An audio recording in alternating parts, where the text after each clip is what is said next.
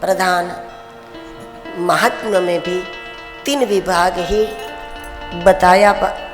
श्रीमद् भागवत का महत्व बताते हुए नैमिषारण्य में 88,000 ऋषि बहुत बड़ा यज्ञ कर रहे हैं और सारे ऋषि ये जानते हैं कि यज्ञ करने से हवामान शुद्ध तो हो जाता है, लेकिन जब तक मानव मन शुद्ध नहीं होगा तब तक मनुष्यों के द्वारा बार बार हवामान अशुद्ध हो जाएगा।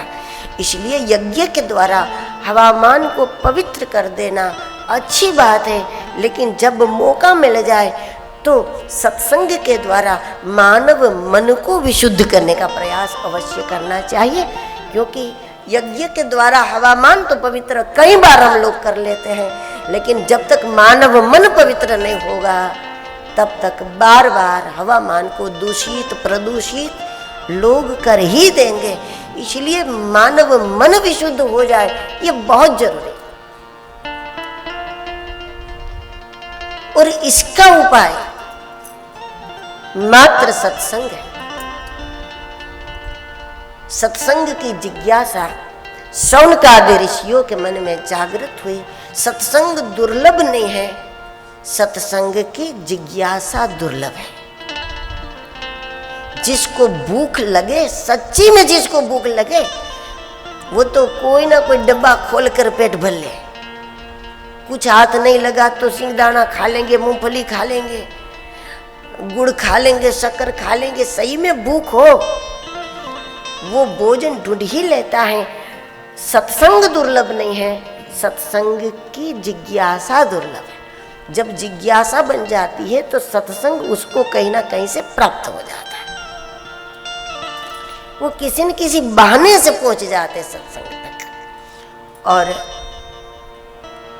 जिज्ञासा के फलस्वरूप सूत जी महाराज वहां नैमिषारण्य में पहुंचे और शौनकादि ऋषियों ने कलियुगी जीवों के कल्याण का साधन पूछा।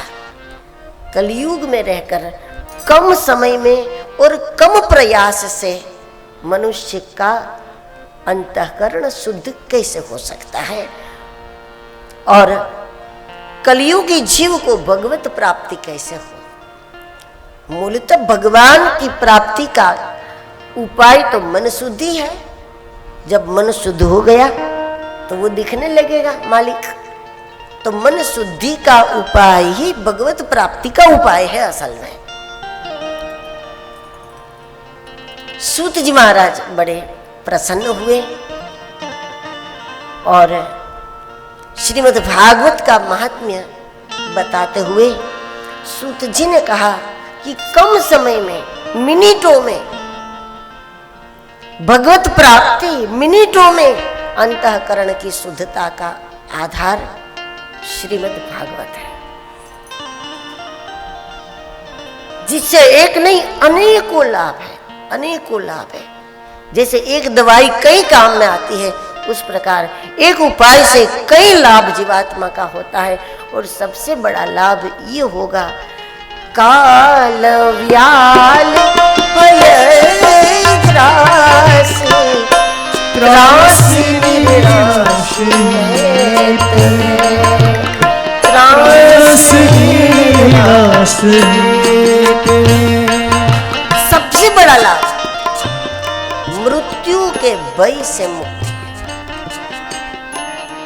मृत्यु का अज्ञात भय है मनुष्य को, और वो रहेगा, रखना भी चाहिए जब तक उसका स्वरूप समझ में नहीं आएगा तब तक।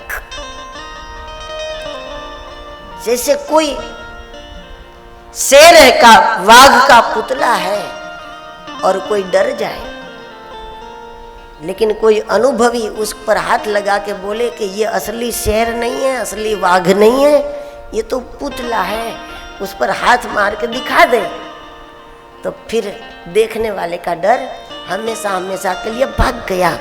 उस प्रकार मृत्यु का जो कल्पित भय है, उस कल्पित भय से मुक्त होना बहुत जरूरी है। लेकिन मृत्यु से महात्मा नहीं डरते तो हम भी क्यों डरे। इस प्रकार अगर निर्भीत हो गए तो मौके पर डर लगेगा। जरूरी यह है कि हम उसका स्वरूप समझ लें। स्वरूप समझकर जो उससे मुक्त हो गया वो वास्तविक ज्ञान है, वो वास्तविक निर्भयता है।